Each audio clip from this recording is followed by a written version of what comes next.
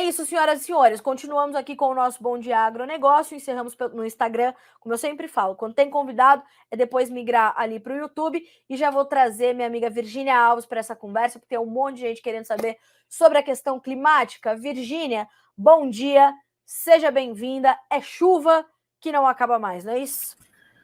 Bom dia, Carol. Bom dia para todo mundo. Está chovendo. A gente ficou um tempão falando que não tinha chuva, agora está todo mundo pedindo para dar uma cessada, né, Carol? Porque tem água para todo lado, tem gente agradecendo, tem gente reclamando, aquele mistério de sempre.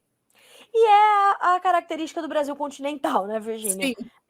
Fazer qualquer coisa aqui de amendoim a zebu é um grande desafio, é uma coisa louca.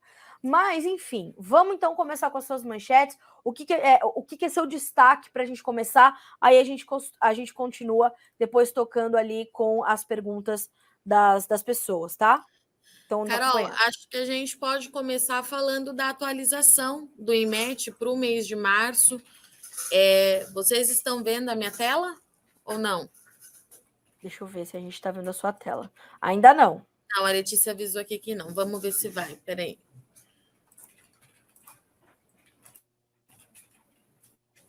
Agora é para tá.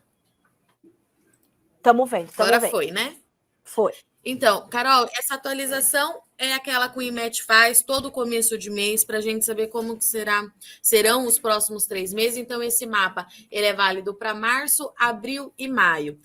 E aí, o que o IMET chamou a atenção? Centro-sul do Brasil ainda com irregularidades nas chuvas, Carla. E aí, coloca aquela pulguinha atrás da orelha de todo mundo, já que a gente estava falando que fevereiro, de fato, foi o último mês de Laninha, a gente está agora nesse período de neutralidade, mas o que está acontecendo com essas chuvas? Para a gente entender esse mapa, essas áreas que estão em amarelo e para o laranja são chuvas abaixo da média. Então, o que a gente tem? Paraná, Mato Grosso do Sul, alguns pontos ali de São Paulo, sul de Minas e o norte do Rio Grande do Sul, que pode ficar aí até com 100 milímetros abaixo da média esperada. O que é preocupante aqui nesse momento continua sendo o Rio Grande do Sul, né, Carol? Porque é um lugar que já está muito seco, a gente vem falando disso, você fala disso todos os dias aqui no Bom Dia Agro. As outras áreas choveu bem nesses 2 primeiros meses de 2022, mas a gente precisa ver como é que vai se comportar. Da região central para cima, a gente tem ali, então, o Mato Grosso com chuva dentro da média, na maior parte do estado. Tem um pedacinho aqui no Mato Grosso que pode ficar abaixo, mas Goiás, Tocantins, Maranhão, Piauí, oeste da Bahia, tudo dentro da normalidade. E Minas Gerais, pelo que a gente está vendo aqui, um mapa bem manchado, a chuva vai ser muito irregular, se confirmar essa previsão, mas em Minas também choveu bastante nessas últimas semanas, né, Carol? Então a gente tem que monitorar o que daqui para frente? Justamente essa questão da fase de transição. A gente sabe que a chuva ela começa a cessar mesmo daqui a pouquinho. É esperado que tenhamos um El Niño no segundo semestre, de acordo com os meteorologistas. Eu conversei, inclusive atualizei esses dados. O El Niño traz uma preocupação a excesso de chuva, principalmente lá no sul do Brasil. Esse quadro inverte. Então, é sim uma preocupação. Por outro lado, ele pode diminuir o risco de geada muito intenso. Então, tem bastante coisa para acontecer, mas para os próximos 3 meses, informação quentinha do IMET. O IMET soltou no dia 1º de março essas informações. Centro-sul do Brasil ainda com bastante irregularidade, Carol. E aí, Virgínia, eu imagino que a gente já esteja começando a se preocupar quando a gente olha para esse mapa ali, Mato Grosso do Sul, Paraná, São Paulo, com chuvas irregulares, com a questão da segunda safra de milho, né? Sim. Porque já está acontecendo o plantio fora da janela para alguns locais por conta do excesso de chuvas em função né, do atraso que causa ali na colheita da soja, por conta dessas chuvas, e essas chuvas irregulares, então, para essas regiões, podem comprometer a segunda safra de milho.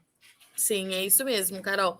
E o que a gente precisa pensar? Choveu bastante, de fato, continua chovendo nessas áreas, mas a gente passou um período muito longo sem essa chuva, né, Carol? Então teve toda a recuperação, tem um excedente em alguns pontos? Tem um excedente em alguns pontos. tem produtor que não está conseguindo aqui, mas e lá na frente? Essa eu acho que é uma preocupação que, como você disse, vai de todas nas mais diversas culturas, né, Carol? O clima continua muito incerto, a gente não consegue mais olhar o mapa e falar, olha, está dentro da normalidade. Pelo que o IMET está trazendo para a gente, centro e sul do Brasil vai continuar irregular nos próximos 3 meses. Certo. E como é que isso vai afetar o café? Porque eu vejo que ali para Minas a gente também não tem uma chuvona, coisa maravilhosa. O que também a gente sabe que o excesso de chuvas acabou atrasando ali um pouquinho dos tratos culturais, foi uma preocupação para o produtor de café que não tem um minuto sequer de paz, né? Há uns 3 anos aproximadamente. A gente não consegue mais dar boa notícia para o cafeicultor brasileiro. Como é que está essa previsão aí para o café, Virgínia?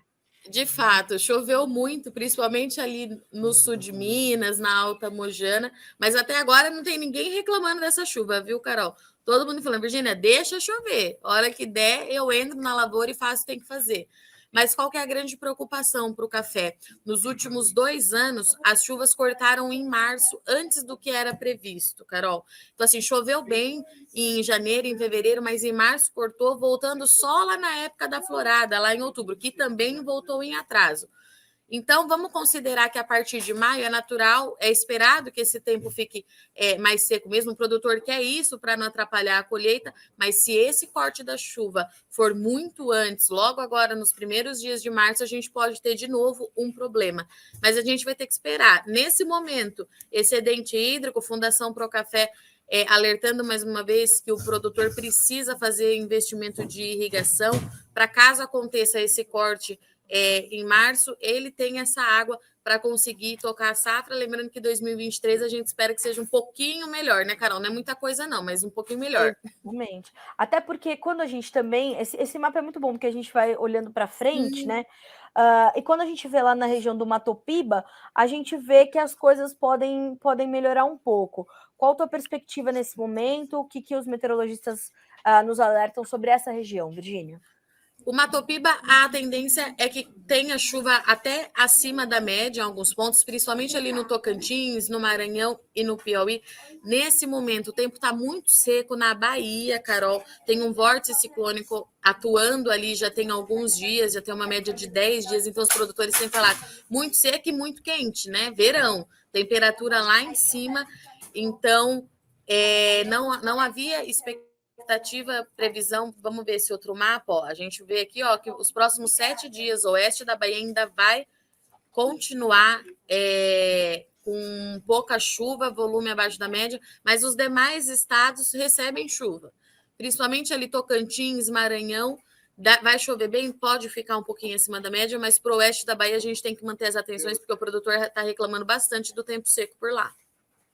E é interessante porque justamente a gente tem uma pergunta aqui do Jusevaldo, que diz assim, ó, muito bom dia, tudo bem, Carla? Sei que você vai falar sobre o clima hoje, aqui em Luiz Eduardo Magalhães, aguardando chuva, porque temos os grãos em formação no oeste no oeste baiano.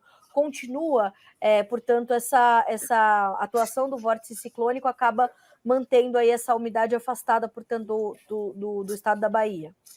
Isso, ó, eu até que troquei de mapa agora aqui, cara, eu tô com aquele mapa do NOAA, o coloridinho dos 15 dias, que a gente consegue ver que, ó, nos próximos 7 dias, pelo menos até o dia 11 de março, quase não tem chuva para lá.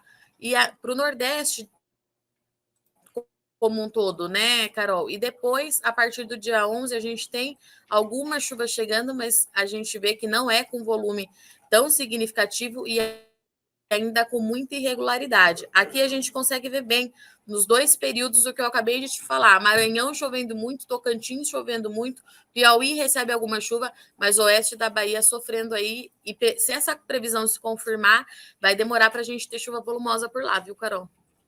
Tá, vamos ficar de olho. É preocupante porque na entrevista que o presidente da ProSoja Brasil, o senhor Antônio Galvão, deu a nós essa semana, ele dizia: a gente esperava que as perdas ali no Rio Grande do Sul pudessem ser compensadas por uma safra melhor ali na região do Matopiba, mas todas as adversidades climáticas, se a gente olha, por exemplo, para o Tocantins, não se consegue colher por conta do excesso de chuvas, né? Pois é. Um desequilíbrio total, né, Carol? Total. Ou não chove, ou chove demais. Vamos ver com o El Niño se a gente tem aí certa neutralidade, pelo menos ali na região central do Brasil é para a gente ter o centro-oeste e o sudeste, eles são regiões consideradas de transição, né, Carol? Então, teoricamente, não é para eles sentirem, são duas áreas que não é para sentir tanto os impactos desse fenômeno, mas a gente não pode levar isso ao pé da letra, porque o café, por exemplo, a laranja e os grãos ali de Minas Gerais foram duramente afetados pelo Laninha há pouco tempo. Então, a gente vai ter que esperar, porque cada fenômeno chega aí com a sua característica para ver o que vai acontecer. Tá. Virgínia, a gente tem uma outra pergunta aqui deixa eu achar. O Antônio Primo dos Santos. Poderá ter El Ninho na região da Cealba em maio? Maio a gente já vai ter atuação do El Ninho? Acho que não, né, Virgínia? Ou já teremos? É mais para junho. Junho, né? Foi o que eu imaginei. Aí a gente está olhando ali para Sergipe, Alagoas e Bahia. Para essa região, o que a gente vê? É pouca chuva, né? Para maio. Pouca chuva. Exato.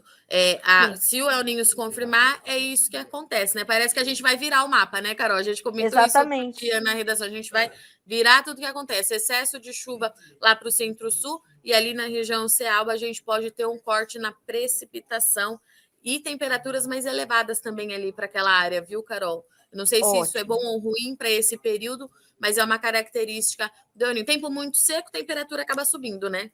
Sem dúvida. Inclusive, a Ana Caroline Concol, ela diz assim, ó, tá faltando chuva também para a emergência da safrinha de sequeiro em Luiz Eduardo Magalhães. Tá difícil para a Bahia mesmo, né? Tá. É outra região que vem sentindo bastante. A gente tem muitos relatos nos vídeos, nos boletins de clima que a gente faz semanalmente. O pessoal lá da Bahia sempre em peso, com bastante problema por lá, realmente, Carol. Ótimo. Uma outra questão que a gente tem aqui, Via, não sei se a gente vai conseguir alongar tanto, mas assim, ó, no Uruguai vai chover, no leste a previsão dava que ia chover muito, mas hoje a gente tem cerca de 2 milímetros, precisamos urgentemente de água. O modelo pode mudar em algumas horas para melhor. Para o Uruguai, a gente tem essas informações para ali para baixo? Acho que não, né? A gente consegue ver meio por cima, mas a gente pode ir atrás depois, né, Carol, para aprofundar a informação para eles. Daí você traz no Bom Dia segunda. Mas, de acordo com o NOAA, a chuva, pelo menos nos próximos 7 dias, vai continuar bastante irregular por lá, mas a partir do dia 11 já tem previsão mais positiva. Pode ser que chova, com volumes entre 50 e 60 milímetros. Já melhora, né? Ele está falando de 2, ajuda, eu acho. Sim, acho que já ajuda, Sim, mas aí vamos atrás das informações para a gente solta no NA, acho que é mais fácil, né, Carol? Sim, com certeza. Mato Grosso do Sul, Vi, como é que fica? A gente tem aí algumas pessoas perguntando também, principalmente sobre a região de Rio Brilhante, mas vamos falar sobre o estado de Mato Grosso do Sul, o que a gente pode esperar? Mato Grosso do Sul tem vivido dias típicos de verão, né, Carol? Muito quente, com pancada de chuva, isso vai se manter para o final de semana, e Mato Grosso do Sul tem aquele alerta daquele mapa que a gente estava vendo do 3 meses, porque ele pode ficar com chuva baixa no próximo trimestre. Então, principalmente ali, né, região central, sul, oeste, é situação um pouco melhor dentro da média na região norte ali do estado, Carol, mas se isso se confirmar, Mato Grosso do Sul também tendo volume abaixo da média aí nos próximos meses. Para o final de semana, a pancada de chuva pode vir com aquele pacotão completo que a gente fala de verão, né? Ventania, até queda de granizo por conta das temperaturas, e essa chuva sempre acontecendo no período da tarde, como é tradicional do verão. Coisa boa. Bom, vamos ficar de olho, então, nessas informações, nas atualizações dessas informações. Qualquer novidade, Virginia, a gente já te chama de volta, fiquei até gaga. A gente já te chama de volta para a gente continuar trazendo essas informações aos nossos produtores, à nossa audiência, que estão aqui acompanhando diariamente o Bom Dia Agronegócio. Te agradeço pela companhia mais uma vez, e já tem mais informações sobre o clima também aqui na nossa programação, né? 10h30. 10h30, mais meia horinha já chega mais informação ainda. Obrigada. Até daqui a pouco. Bom trabalho para você, boa sexta. Até mais. Também. Obrigada, pessoal. Senhoras e senhores, Virgínia Alves, a menina sabe tudo sobre o clima. Ela liga para os meteorologistas e já fala: o senhor já tem que dar uma manchete para essa guria. Mas é assim que é, né? Por isso que somos, então, referência no que fazemos.